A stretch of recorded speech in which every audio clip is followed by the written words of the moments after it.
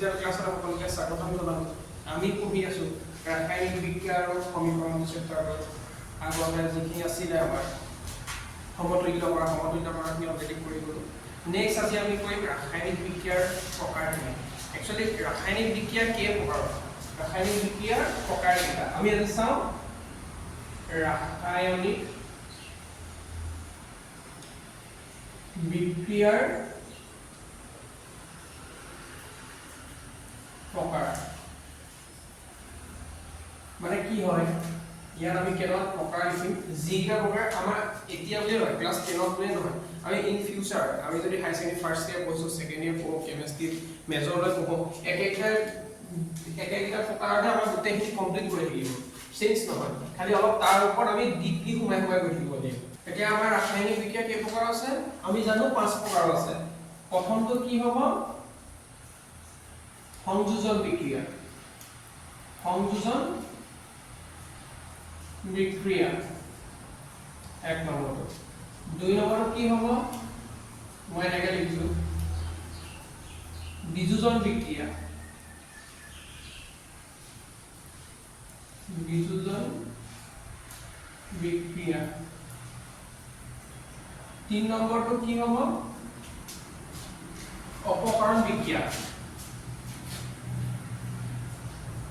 অপকৰণ বা प्रतिस्थापन বুলি তাক কয়। আমি प्रतिस्थापन বিক্ৰিয়া বুলি কওঁ তাক। प्रतिस्थापन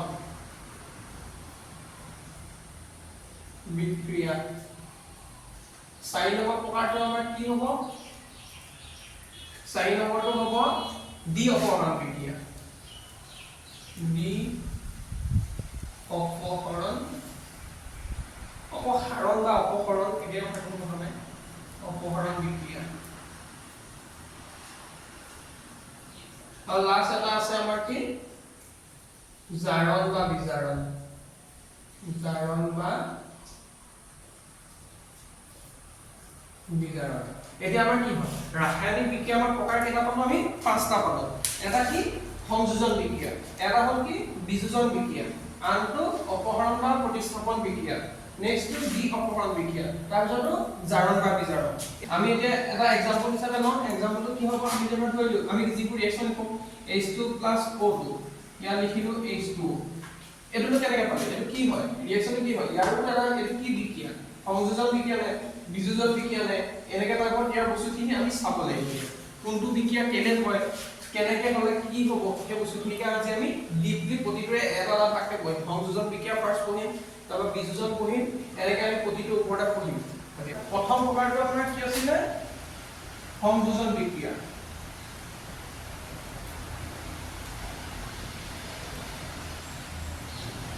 সংযোজন বিক্ৰিয়া। এতিয়া সংযোজন বিক্ৰিয়া একচুয়ালি কাক বোলে? প্ৰথম এটো চাই লওঁ। সংযোজন বিক্রিয়া কাক বোলে? দুই বা তাতোধিক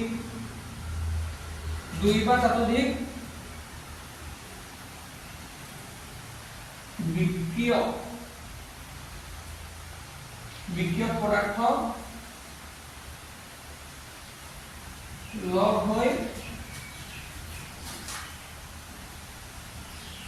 যি বিক্রিয়াজাত পদার্থ উৎপন্ন কৰে তাকে সংযোজন বিক্রিয়া বলে। তাকে সংযোজন বিক্রিয়া বলে। মানে কি বুঝি পালো? দুই বা তাতোধিক বিক্রিয়ক পদার্থ লগ হৈ যি বিক্রিয়াজাত পদার্থ উৎপন্ন কৰে তাকে সংযোজন বিক্রিয়া বলে। এটা কেনেকৈ হ'ব? দুই বা তাতোধিক পদার্থ বিক্রিয়ক পদার্থ কাক কয় মই এটা দেখাই দিছো। ধৰি ললো উদাহৰণস্বৰূপে লিখি লওক। উদাহৰণ C plus O2, ইয়াৰ পৰা কি বনিব? CO2 হ'ব। এতিয়া চাওক, এইটো আমি কৈছো যে সংযোজন বিক্ৰিয়াৰ উদাহৰণ। আমি কেনেকৈ গম পাম সংযোজন বিক্ৰিয়া যে এইটো হয় বুলি? ইয়াত আমাৰ কি কৈছে এই পদাৰ্থৰ এই সাইডৰ যিটো এইবোৰ থাকিব এইবোৰক আমাৰ কি বুলি ক'ম এই পাৰ্টখিনি বিক্ৰিয়ক বুলি কোৱা হ'ব বিক্ৰিয়ক আৰু এফালে যিটো ফৰ্ম হ'ব যিটো পাম তাক ক'ব আমাৰ কি বিক্ৰিয়াজাত পদাৰ্থ এইটো বিক্ৰিয়াজাত পদাৰ্থ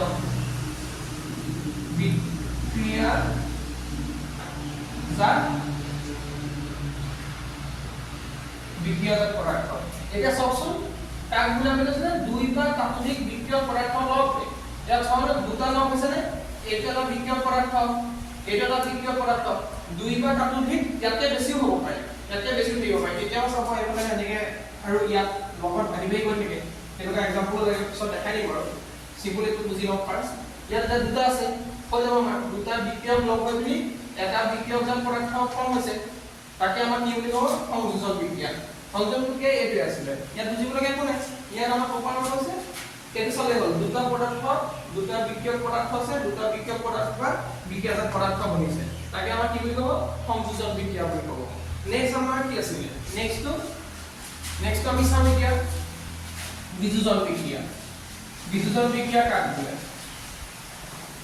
নেক্সট চাম কি বিযোজন বিক্রিয়া এতিয়া আমি নেক্সট আমাৰ কি আছিল বিযোজন বিক্ৰিয়া কাক বলে এতিয়া আমি প্ৰথমতে আমি কি পালো সংযোজন বিক্ৰিয়া কি পালো দুটা পদাৰ্থৰ পৰা এটা পদাৰ্থ বনিছিলে বিযোজনটো কি হ'ব এটাৰ পৰা কেইবাটা ওলাব এতিয়া তাকে লিখো এটা মাত্ৰ বিক্ৰিয়ক পদাৰ্থ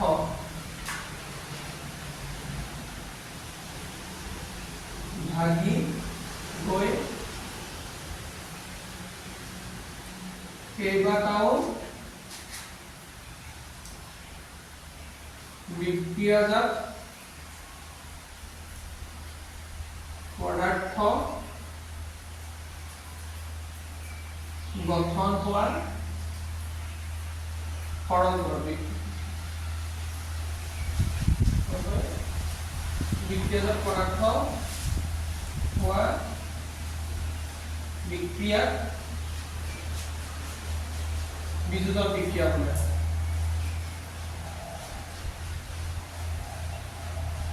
বিযোজন বিক্ৰিয়া বোলে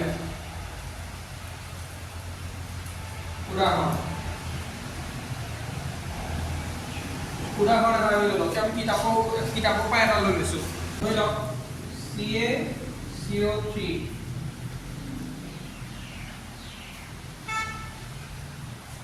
চাওকচোন ইয়াত কি হ'ল ইয়াৰ ক্ষেত্ৰত কি হৈছে আমাৰ মই কৈছিলো নে আগৰটো আমাৰ কি হৈছে দুটাৰ পৰা সংযোজন বিক্ৰিয়া কি হৈছিলে দুটাৰ পৰা এটা বনিছিলে ইয়াত আমাৰ কি হৈছে এটাৰ পৰা দুটা বনিছে চব এটাৰ পৰা দুটা বনিছে মানে এটা মাত্ৰ বিক্ৰিয়ক পদাৰ্থ ভাগি গৈ কেইবাটাও বিক্ৰিয়াজাত পদাৰ্থ উৎপন্ন হোৱা বা গঠন হোৱাকে উৎপন্ন হোৱা বুলি লিখিব পাৰে গঠন হোৱা বিক্ৰিয়াক বিযোজন বিক্ৰিয়া বোলা হয় এটা এক্সাম্পল দিলো এটোতে এটা পদাৰ্থ আমাৰ এটো এটা বিক্ৰিয়ক এটো আমি কি কম আমি জানো এটো হ'ল বিক্ৰিয়ক আৰু এটো হ'ল বিক্ৰিয়াজাত এফালে হ'ল বিক্ৰিয়াজাত পদাৰ্থ এটাৰ পৰা কেইবাটাও বনিছে এটো নাম এটা কি ক'ব বিযোজন বিক্ৰিয়া এটো আছে সিম্পল এক বুজিবলৈ গলে একো নাই একদম সিম্পল খালি এটা মনত ৰাখিব কিটো দুটাৰ পৰা এটা বনিছিলে ইয়াত এটাৰ পৰা দুটা বনিছে আৰু আমি অকমান কেইবাটাও দিব পাৰে কোনো কথা নাই চাব এইটো আমি নেক্সট পঢ়ো অপসাৰণ বা নেক্সট আমাৰ কি আছে অপসাৰণ বা প্ৰতিস্থাপন বিক্ৰিয়া অপসাৰণ বিক্ৰিয়া বা প্ৰতিস্থাপন বিক্ৰিয়া মই আগতে লিখি ললো মই তাৰপিছত ভিডিঅ'টো প্লে কৰিছো কিয়নো ভিডিঅ'টো প্লে কৰি লিখি দিলে বহুত দীঘল হৈ যায় আপোনালোকে চাবলৈ বৰিং হ'ব সেইকাৰণে মই আগতে লিখি ললো অপসাৰণ বা প্ৰতিস্থাপন বিক্ৰিয়া কাক বোলে যেতিয়া এটা মৌল হয় আন এটা মৌলৰ তাৰ যৌগ এটাৰ পৰা অপসাৰিত কৰে তেনে ধৰণৰ বিক্ৰিয়াক অপসাৰণ বা প্ৰতিস্থাপন বিক্ৰিয়া বোলে মই এক্সাম্পল এটা দি বুজাইছো উদাহৰণ ধৰি লওক যেতিয়া এটা মৌল হয় মৌল বুলি ক'লে মই কি বুজি পাম যে জিনটো মোৰ এটা মৌল হয় আৰু আন এটা মৌলৰ পৰা আন এটা মৌলৰ তাৰ যৌগ এটাৰ পৰা পৃথক কৰিছে CuSO4 মই এইটো ধৰি ললো এতিয়া ইয়াত কি কৰিব চাব এই জিনটো যদি ইয়াৰ লগত মই আগতে লিখাইছিলো ই সদায় আহি কিনে ইয়াৰ লগত লাগি যাবহি তেতিয়া ইয়াত কি কৰিব পঠাই দিব মই কৈছিলো ন ইয়াক ই ইয়াত আহি গ'ল, ইয়াৰ জেগা খাই গ'ল, আৰে তোৰ মূলতটো কাম নাই, যা তই যা যা ইয়াত পঠাই দিলে। আমি কি কৰিম, অপসাৰণ কৰিছে, তাক পঠাইছে, দৰকাৰ নাই মানে ইয়াত কোনো ভেলু নাই, তেনেকুৱা কৰি পেলালে। তাৰমানে ই যেতিয়া ইয়াৰ লগত লগ লাগিছে তেতিয়া আমাৰ কি বনিলে, ZnSO4 প্লাছ অকল হেয়া কোন হৈ গ'ল, CO অকল হেয়া হৈ গ'ল।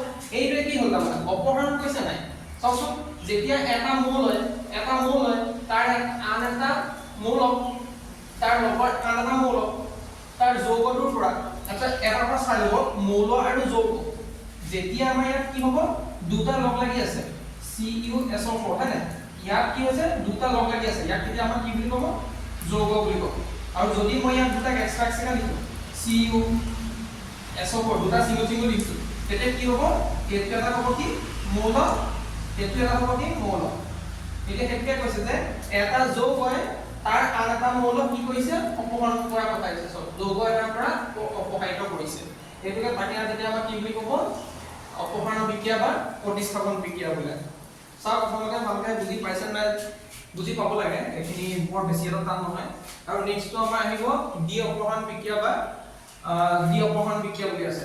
নেক্সটটো আছে দ্বি অপসাৰণ বিক্ৰিয়া বা প্ৰতিস্থাপন বিক্ৰিয়া, দ্বি অপসাৰণ বিক্রিয়া। আমি নেক্সট এটা পড়ি,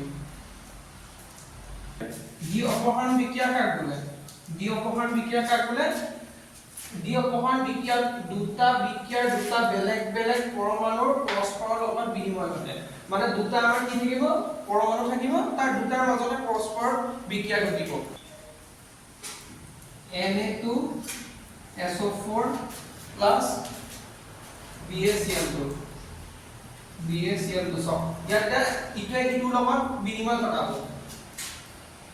ইয়াত কি হ'ব, Na ইয়াৰ লগত বিক্ৰিয়া ঘটিব, ই অকলে থাকিব নে, ই অকলে ঘটাটো ইয়াৰ লগত লগ লাগিব, তাৰমানে কি হ'ব, NaCl প্লাস BaSO4 এইটো ইটোৱে ইটোৰ লগত কি হৈছে, পৰস্পৰ স্থান বিনিময় ঘটিছে ইটোৱে ইটোৰ লগত, তাকে আমাৰ কি কয় দ্বি অপসাৰণ বিক্ৰিয়া বা ডাবল ডিসপ্লেসমেন্ট ৰিঅ্যাকশন বুলি কোৱা হয়। এইটোৱে আমাৰ ইয়াত কৰিবলগীয়া ৰাসায়নিক বিক্ৰিয়া। ইয়াত আছে Na2SO4 আছে, ই আহিলে আমাৰ কাৰ লগত লগ লাগিলে, ক্লোৰিনৰ লগত লাগি গ'ল, তেতিয়াহ'লে ই অকলশৰীয়া হৈ গ'ল ইয়াৰ পৰা, আকৌ ইয়াৰ পৰাও ই অকলশৰীয়া হৈ গ'ল, সেই অকলশৰীয়া দুটাক আমি কি কৰিলো, লগ লগাই দিলো, BaSO4 আৰু এইটো NaCl হৈ গৈছে। এইটোকে আমৰা কয় দ্বি অপসাৰণ বিক্ৰিয়া। এটা তাৰমানে দ্বি অপসাৰণ বিক্ৰিয়া দুটা বিক্ৰিয়াৰ দুটা বেলেগ বেলেগ পৰমাণুৰ পৰস্পৰৰ লগত স্থান বিনিময় ঘটে, তাৰ জায়গাটো কি হৈছে, ইটোৱে সিটোৰ লগত বিনিময় ঘটে আছে, তাকে আমাৰ দ্বি অপসাৰণ বিক্ৰিয়া বুলি কয়। পাৰ আছিলে এটা আছিলে 5 নম্বৰটো জাৰণ আৰু বিজাৰণ, জাৰণ আৰু বিজাৰণ, এটাক আমি কি বুলি কওঁ, জাৰণ বিজাৰণ, বা আৰু এটা কয় ৰেডক্স বিক্ৰিয়া, জাৰণ বিজাৰণ ৰেডক্স বিক্ৰিয়া। জাৰণ আৰু নকৰিয়া আৰু যদি দিয়া থাকে এইটো দিয়া থাকিব। এতিয়া প্ৰথম কথা হ'ল আমি চাওঁ কি জাৰণ আৰু বিজাৰণ হয় কি, একচুৱেলি হয় কি, তাত কি হ'ব, যিবোৰ বিক্ৰিয়া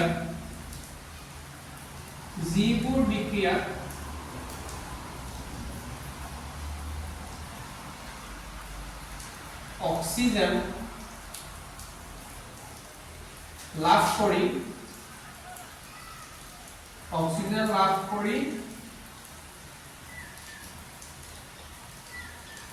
জাৰিত হয় আৰু অক্সিজেন এৰি বিজাৰিত হয়, সেই বিক্ৰিয়াকে কি বুলি ক'ব, জাৰণ বিজাৰণ বিক্ৰিয়া। সেই বিক্ৰিয়াকে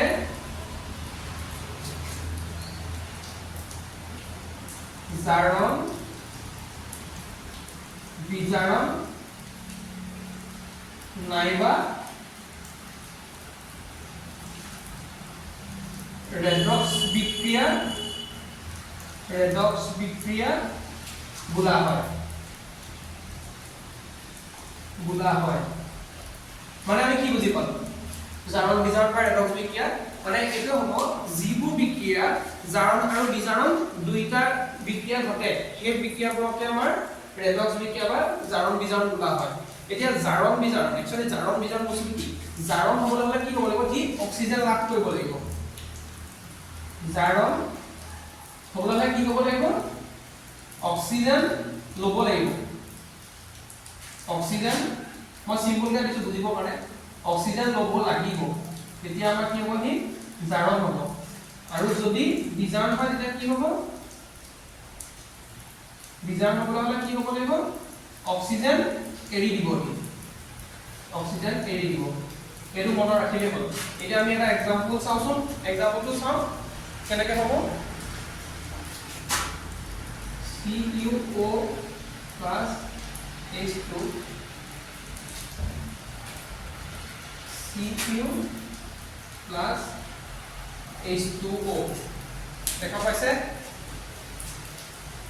এটো চাওচোন কথা কি আছে অক্সিজেন ল'ব লাগিব এই হাইড্ৰোজেনটো ওচৰত আমাৰ কি হৈছে এইফালে যাওঁতে কি হৈছে ইয়াৰ পৰা হাইড্ৰোজেনৰ লগত অক্সিজেনটা ল'লে ইয়াৰ হাইড্ৰোজেন আছে ইয়াৰ লগত অক্সিজেনটা আহিল তাৰমানে কি হ'ল অক্সিজেনটো ল'লে অক্সিজেনটো লোৱা মানে মই কি বুজি পাম জাৰণ কি ল'লে মানে এইটো নামটো কি হ'ব জাৰণ আৰু এইফালে কি আছে কপাৰ অক্সাইডে কি কৰিছে অক্সিজেনটো এৰি দিলে Cu হৈ গ'ল ইয়াৰ আছিল অক্সিজেনটো লগত আছিল ই অক্সিজেনটো এৰি দিয়া মাত্ৰ আমাৰ কি হ'ব অক্সিজেন এৰি দিলে বিজাৰণ হ'ব বিজাৰণ